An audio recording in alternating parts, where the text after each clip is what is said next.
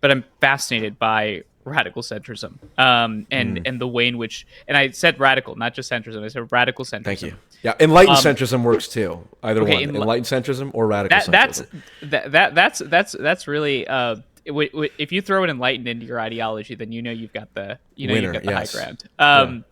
What is radical centrism? It's the belief that the correct perspective on any issue is arrived at by synthesizing left wing considerations and right wing considerations, while also being stripped of all the freaks that weigh down either side. Put another way, the left has some good ideas some of the time, and the right has some good ideas some of the time. But both the left and the right contain an inordinate amount of tribalistic freaks and ideologues who are just the worst. And so the radical centrist says, okay, we can be very left wing on this issue. It makes sense to be left wing on this issue. It makes sense to be very right wing on this issue. And depending on the issue, we might, depending on where the imbalance in the discourse is, we might be more left or more right. But we can never go full left wing, full ideologue, Right. or full right wing, full religious ideologue, whatever.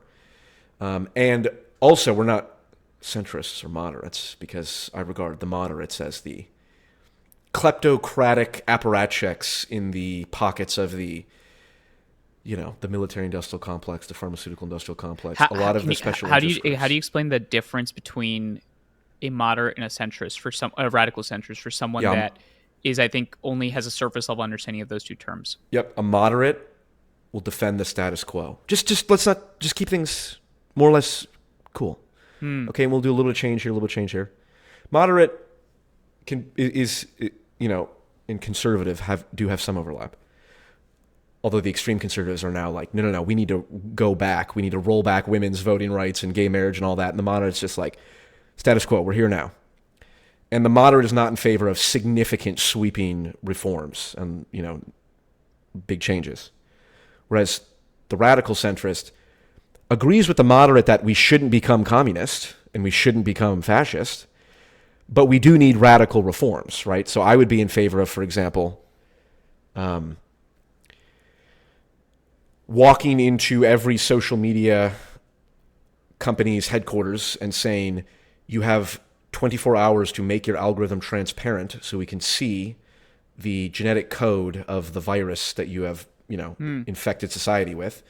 And I liken it to literally if you had a pharma company create a virus and unleash it on the public, which is what social media is. It's a mimetic virus. There's, positive and negative aspects to it. But it certainly has influenced elections, and it certainly causes all kinds of mental health issues for people. Like, what we would never accept, oh, well, it's private property of the pharmaceutical company, the genome of the virus that we could look at and say, hey, we should evaluate this genome. We should evaluate this algorithm and say, oh, it's recommending, Yep. total rage porn. Well, maybe we should force them to make it transparent and then make them change the algorithm to do like consensus building, where, when you do your algorithm weighting, 20% of it has to be stuff that both the left and the right, which they definitely have profiles of, agree on rather than disagree on. And, Hmm. There's something fascinating that you just said there, which is that you would be willing, as a radical centrist, and now I think I understand why you would throw the word radical in there, to show up to the headquarters of social media companies and demand a pretty radical action. And I think in the zeitgeist, in fact, I have a whole thought process on like critiques of centrism that I've experienced, and I don't know, frankly, if I would call myself a radical centrist, but as someone that leads Bridge USA, which is like all about trying to have conversations with people you disagree with, these are critiques that I've grown up with. Whether it's being called a fascist, being called someone that has no beliefs, being a wet milk, whatever. All the stuff that you've experienced as well.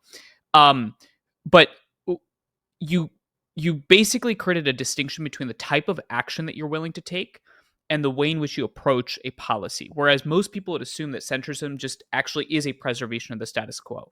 So, would you agree that you are making a distinction between the way in which you're willing to act on a policy outcome and the way in which you approach what is the correct perspective? they're two different things. I don't think they're incompatible. Like they're Yeah. radical in that I'm in favor of radical action, like seizing a significant portion of Harvard's endowment, which I think is like 50 billion, Yeah. Yeah. to help Like pay off 48.2, this. yeah. Yeah, because they benefited from the student loan corrupt, the university industrial complex, the Yep. utterly corrupt system of the government loaning people money, no questions asked, no cap on not no cap as in no Yeah. lie, as Yeah. the Gen Yeah. Zers say, no cap on how much you can borrow to go get a degree that has no guarantee of paying anything back. It's the housing crisis all over again. The universities profited off it disgustingly. Guess what? You contributed to this crisis.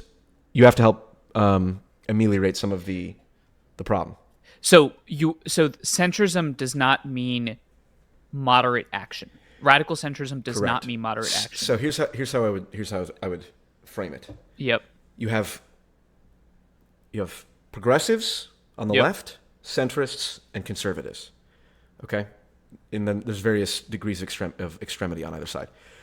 Progressives' highest value, the thing they value most, if we're steel manning them, is transformation and progress. Hey, our society is good to some degree, but like we need to make changes because there's all kinds of injustice and there's all kinds of inequality. And if we just sit here and stagnate, it's going to fall apart. And the environment's changing. We need, when machine guns and RPGs were invented, the progressive people were like, hey, we can't just have the Second Amendment be interpreted as any gun goes because a new technological change has come that has altered the environment. And if in order for our system not to collapse by giving George Soros nukes or the Koch brothers nukes, we need to, be progressive and transform how we view things. The conservatives say, fine, but we have a lot of good stuff here. And if you change things too quickly, it's all going to fall apart.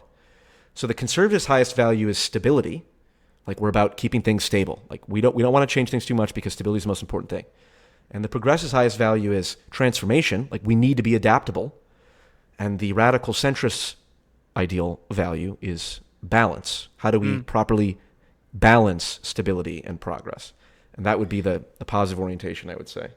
It's interesting because I think oftentimes when people hear balance or they hear, as you describe it, trying to achieve a balance between plasticity of progressivism and I think it was the stability of conservatism to achieve sort of an ideal society. I think what immediately, at least where my mind goes, is that balance implies some sort of compromise that doesn't actually lead anywhere. But what you're describing is not actually compromise necessarily. What you're describing is identifying the correct perspective by exploring both those sides. Can you distill that distinction a little bit more? Perfect example is like the goal is imagine a scale, right? And the goal is balance, okay? If one side of the scale is weighed down, if we lived in a Christian fascist theocracy, yep. The way to bring balance is not to, if the Christian theocrats said we're going to execute gay people, and the opposition was like, well, we want the gay people to be able to live their lives. The centrist doesn't say, well, let's just make being gay illegal. We won't kill them, but we'll put them in prison. Like that would be the meme of the moderate, right? The radical centrist says, no. Currently, society's imbalanced. The far right has way too much power right now. So we're going to take the side of the opposition and say, no, it's okay to be gay, and the Christian theocrats are wrong. So it's not just we'll just find whatever the middle ground is and take it. It's how do we bring balance to the overall system if it's out of balance? And if the right has too much power, you're going to sound more left-wing on a lot of things. And if the left has too much power, then you're going to sound more right-wing on a lot of things. And it varies issue by issue.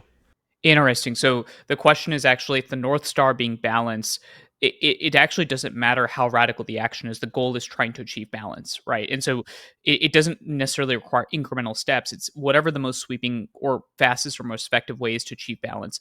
How do you define balance, let's say, on an issue like immigration? Let's say it's something you talk about. Immigration, yeah.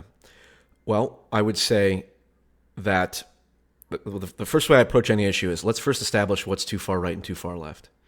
So what's too far left on immigration? How about open borders, right? Which, people think it's like, oh, it's a Donald Trump talking point. It's like there are very intelligent people who I regard as intelligent.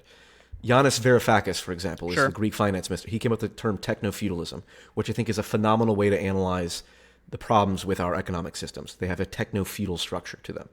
Yanis Varoufakis says explicitly, I don't believe in borders. I think borders are a sign of failure of the human species. Okay, so there's an idea by people who are motivated by this cosmopolitan archetype, which is a very powerful archetype. The idea, like in Star Wars, you have the Galactic Senate made up of all these different people. Like that's a cool, motivating archetype, right? And people believe that's how the world can work. Let's just have open borders and free flow of goods and ideas and people. That's too far left, I think. Now I'm just establishing the axioms. We can investigate all of these ad nauseum. Yep. Too far right is, well, we need to have in America, a white ethno-state. Yep. Right? America is fundamentally a European nation, and there's too many foreigners here, and therefore needs to be white. So no more immigration and kick out everyone. That's okay. We've now established our extreme positions. Okay, so where are we now? Well, one of the reasons I was defending the conservative impulse to vote for Donald Trump is because we did, in my opinion, and I think it's the case, that we had an absolute crisis on the border under Biden. And virtually all of the Democrats agreed that it was a crisis and that it was negligence and failure. Some of the Democrats will say it's because the far left captured the party and, encouraged more immigration and said it was, racist to enforce the borders. I think that's too far left. So I would have said, and I did say, I can totally understand the idea of we need to put a moratorium on immigration. We need to stop this. And because a nation needs borders. Like that's a conservative talking point that I believe is correct. Sure. Now, if I were in charge, if I were radical centrist emperor for, a day, I would say, okay, here's the radical solution. Ready? The deportations, I think, are too far. I think they're inhumane. I think it's just wrong, practically and morally. So here's what we're going to do. We're going to have a fairly liberal amnesty plan, certainly for the dreamers, certainly if you grew up here. If your whole life has been here, you're an American. I don't care. We're going to give amnesty to those people. At the same time, moratorium at the border. People who've been, in the immigration process already and have been following the rules and have applied and all that, let's keep them through. But we need like a 10 to 20 year reduction of immigration to allow people here to assimilate, because you need a cohesive kind of culture. And we cannot just have people pouring over the border. And so that would be the radical centrist position. My radical centrist position on immigration. But of course, even though I like to think I'm the arbiter of it because I'm the only one who really uses the term, and I kind of like that, I'm open to hearing different But ideas. that's actually exactly what I was going to ask, which is, you said this is your radical centrist position. And let's say the end goal is to have, let's say, the radical centrists in charge, right? And let's say you played that thought experiment to the end. Yeah. What does actual political power look like for your philosophy when I would imagine a big part of the challenge is actually that you get bogged down in trying to define what is your balance versus what is societally and normatively the right balance? Yes. Well, this is where I defer to the meme adoption curve, right? The normal distribution of how memes start off very small and enter mainstream society. I view radical centrism, first off, and especially enlightened centrism, it's very clearly a meme. It's a tongue-in-cheek kind of provocative term, right? I have no intention of starting the enlightened centrist party because it would be properly, people would take one listen to it and the vibe they would get is, this is a bunch of pretentious nonsense, and they would be correct if anyone who was stupid enough to call their party. It's a meme, but it's meme is an idea, and it is a philosophy. Correct, and so I suppose I view the power of that meme not by getting people to identify with it, but getting people internally to have it affect their decision making. You don't have to be Christian to answer the question, what would Jesus do? And have it be like a good heuristic. Right. Even if you don't believe in Jesus, it's like that's still a good, very simple, okay, hold on. What would Jesus do? Not that people are like consciously doing it all the time, but in some sense they kind of are. Like their conscience is kind of wired. Like, what's the right move here? Yep. And I just view that as, wouldn't it be great if not every, but a good chunk of Republicans and Democrats heard this concept and was like, I do like that. I should maybe embody some of that. Like I should be more quick to call out the freaks on my own side instead of just the opposite side's freaks, because it's very easy to do, right? And in fact, one of the central tenets is like one of the things that weighs down your own side's ideology is your own freaks, right? An example I always give is Sister Cindy. Do you know who that is? No, I don't. Sister, I'm sure you know the kind of person. It's the people on college campuses who are hardcore Christians who hold up signs saying gay sex will send you to hell, God hates FAGs, abortion is a crime, all that stuff. Those people are so cringy and pathetic that it makes people want to, even if you had no opinion before, you're like, I didn't even have an opinion on this, but I know I'm not on their side. Yep. And so they're actually making things worse for their own side by being freaks associated with, their ideology. And so, a strong tenet is, hey, one way to improve the discourse is let's be more diligent about drawing a very clear line between, okay, I'm left wing, but I'm really not far left. And here's exactly why I'm not far left. And in fact, Right. I'm going to be the loudest critic of the far left, even though I'm on the left, and vice versa on the right. Interesting. So the way that I almost hear it is you actually see radical centrism not necessarily as an ideology, but as a way of thinking. And it's a way of Totally. thinking. It's an orientation. It's an orientation, it's a temperament Yes. that can actually exist across the political spectrum.